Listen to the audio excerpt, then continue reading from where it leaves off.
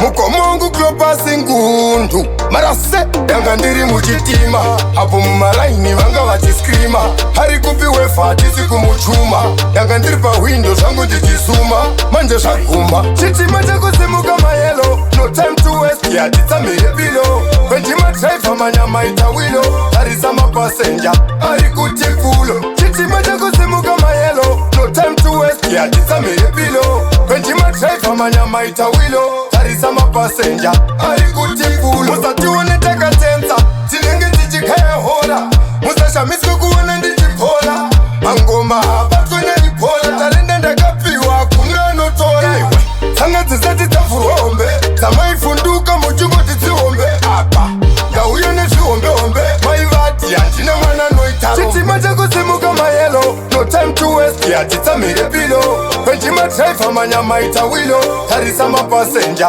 ari kuti fulo chitima chekusimuka mayelo no time to waste yatitsamire pilo kwendima driver manyama ita wilo tarisa mapasenja ari kuti fulo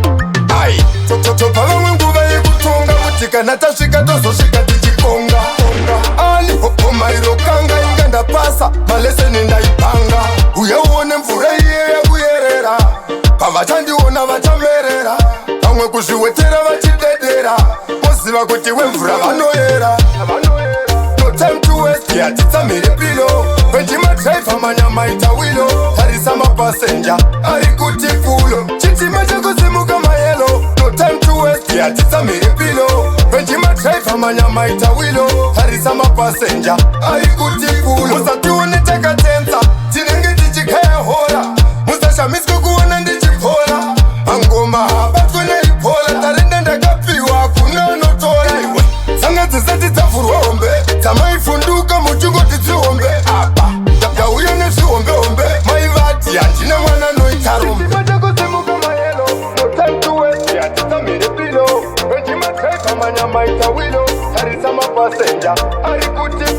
chitima chekusimuka mayelo no time to waste yatitsamire pilo kwendima driver manyama ita wilo tarisa mapasenja ari kuti fulo chitima chekusimuka